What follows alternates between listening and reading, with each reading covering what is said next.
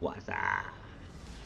Programming here another day with you guys, and today I have a game that it's really fun, not because of the amount of medals or damage, but because of the how to dominate, and play well with two cruisers.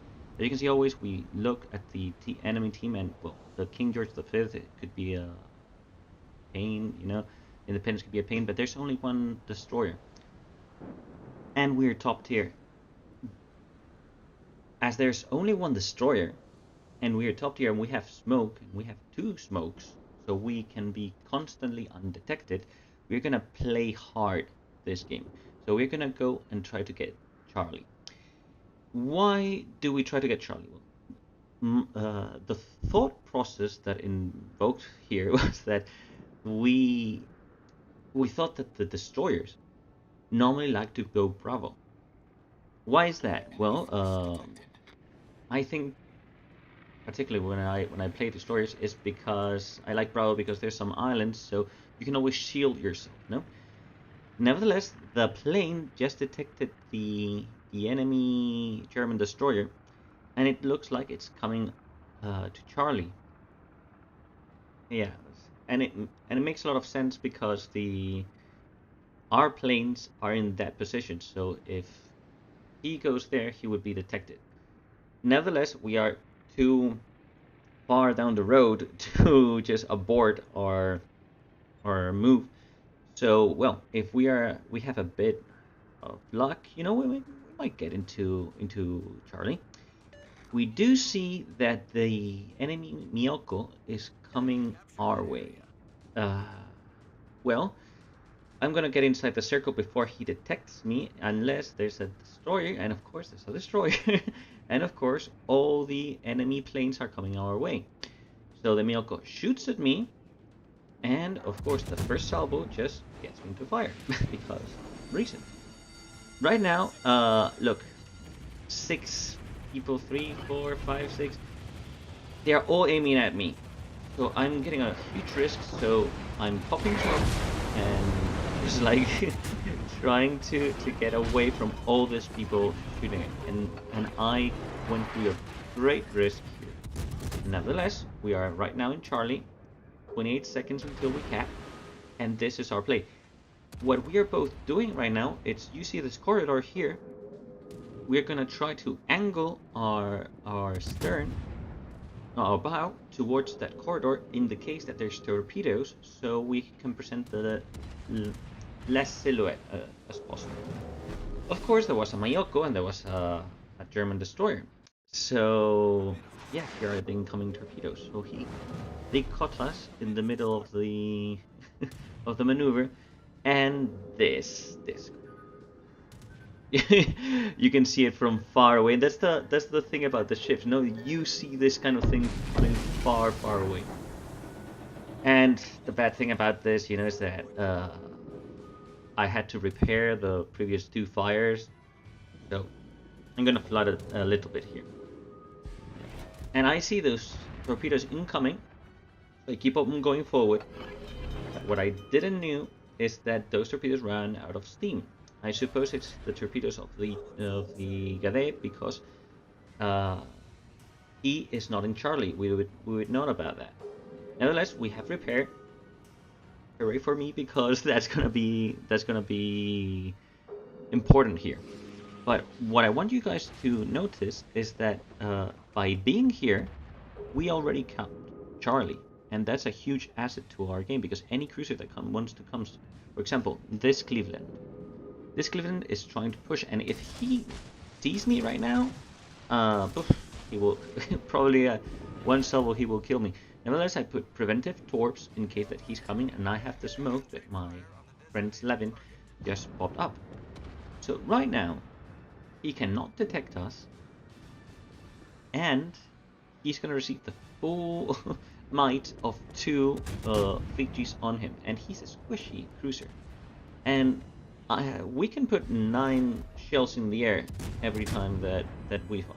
Well, every time that I fire, it would be 18 on the air, so per minute it would be 216 shells in the air.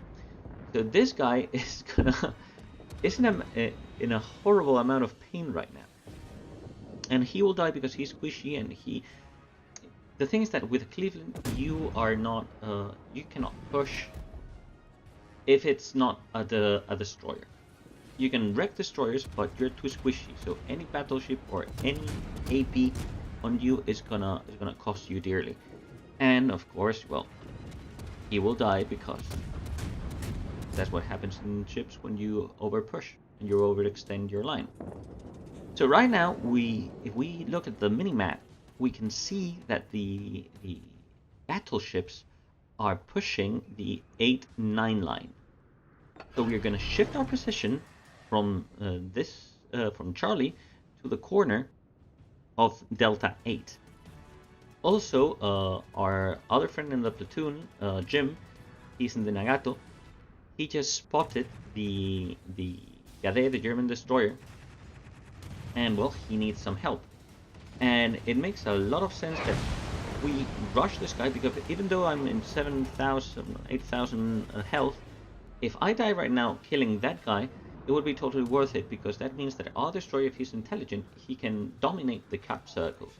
So I'm throwing myself at him. But I'm throwing myself at him through a covered position, knowing that their battleships cannot engage me, and I can only engage him.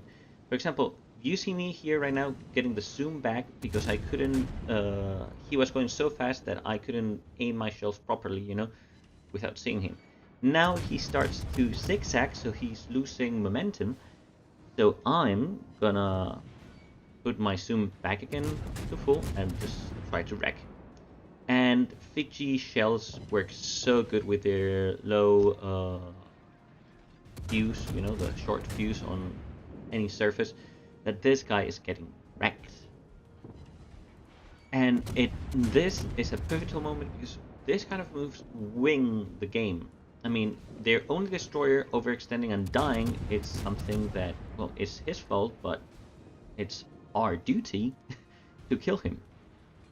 Nevertheless, what we didn't know is that that guy was rushing him. You can see there his torpedoes, and of course these torpedoes hit him, bloods him. He was on fire. The enemy torpedo bombers come near him.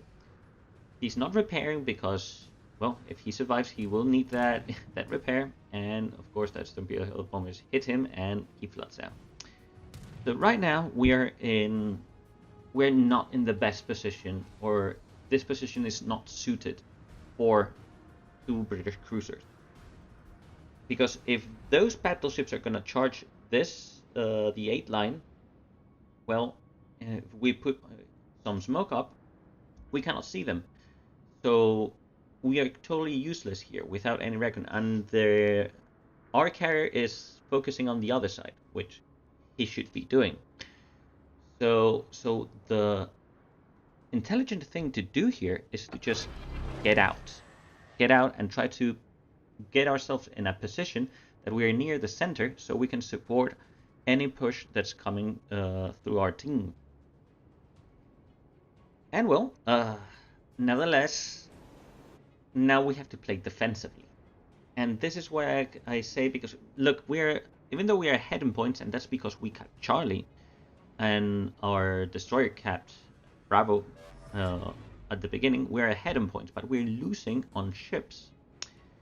So now, look, this game is called World of Warships, but it should really be called World of Cap Circles, because defending caps and dominating caps is what really wins games here.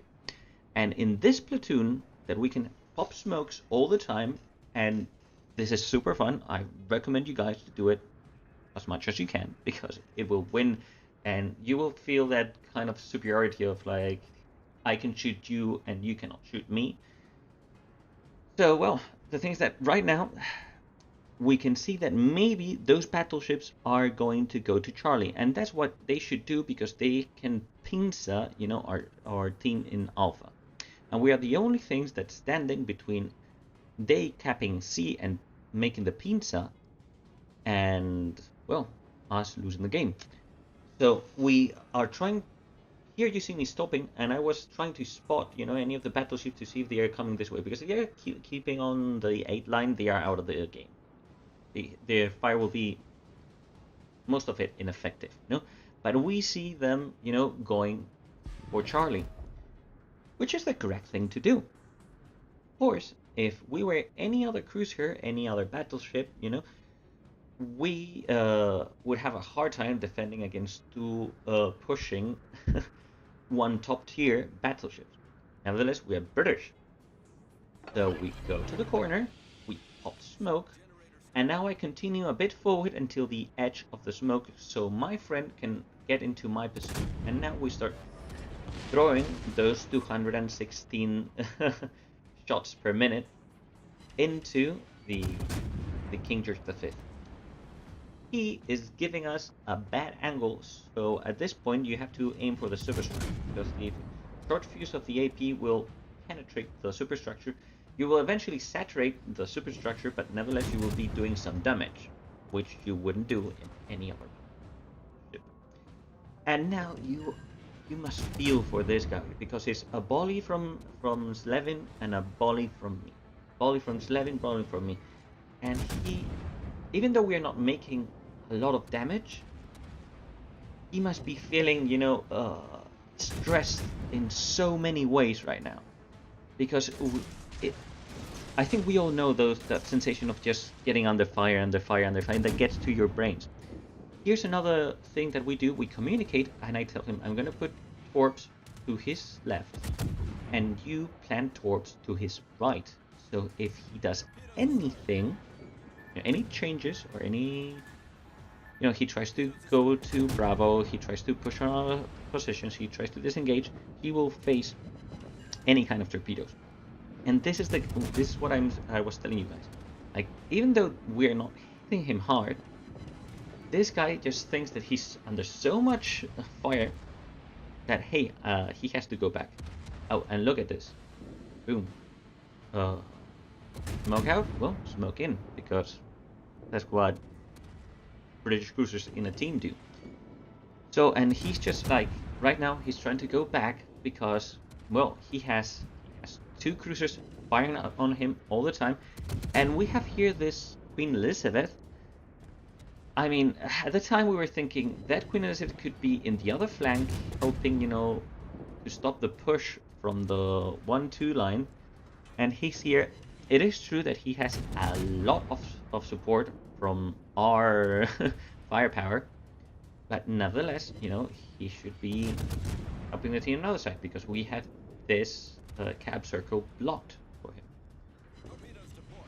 Well, it's nothing, you know, it's always nice to have, you know, someone helping us, you know, even though he's in a disadvantage in battleships, he could do something. And his firepower right now, that you know, this guy is super angled towards us, you know, will help us a lot, especially with the AP. If he can penetrate, you know, the bows, or he can break anything, you know, in the front, that would be amazing.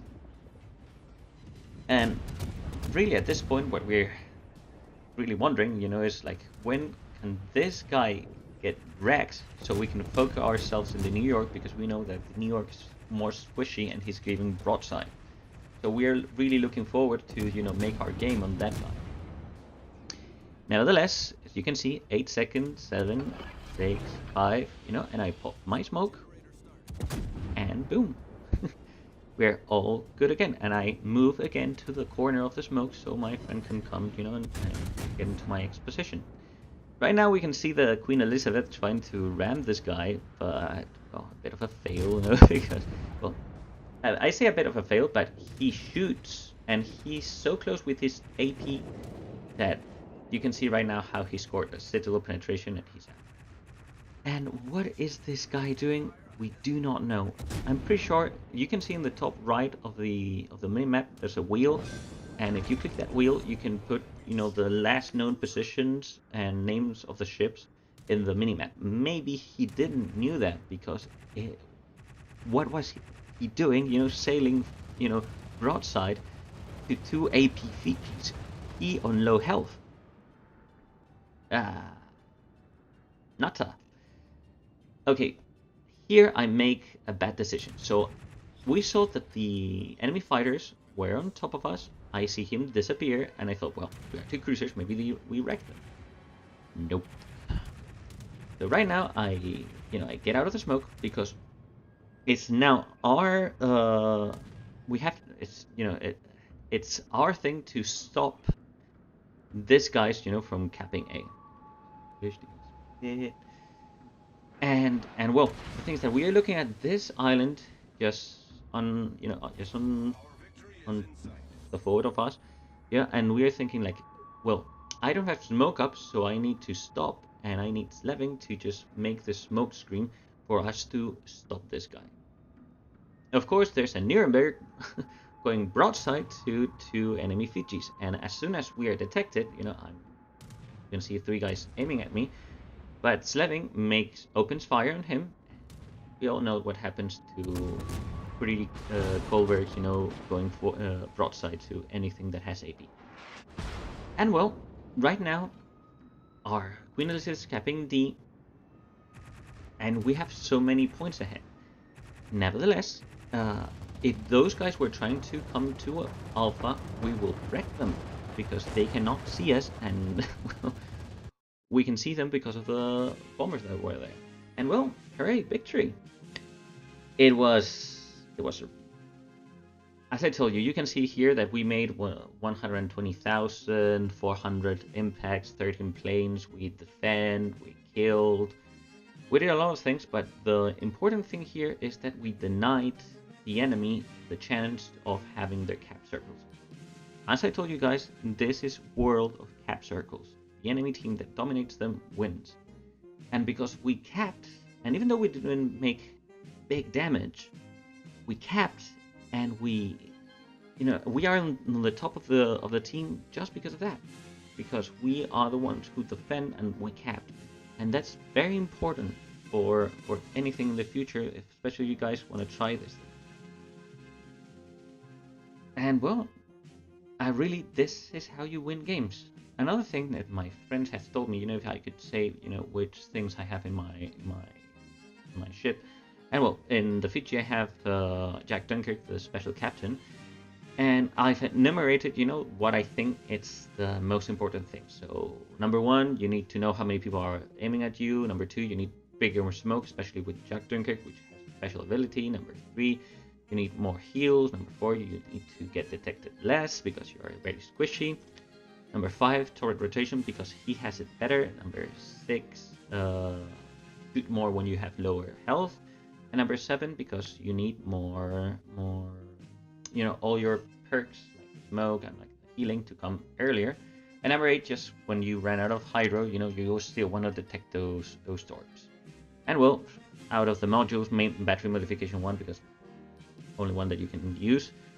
Better smoke if you have it to make it a longer trail, especially is very good when with all those stop, please stop situations like you saw me in the beginning that saved me. Better hydro. Because better hydro, you need it if you're going to be in smoke, and better turning. That's how you do things. And well, guys, I hope you enjoyed it, and we see you on the next game. See ya!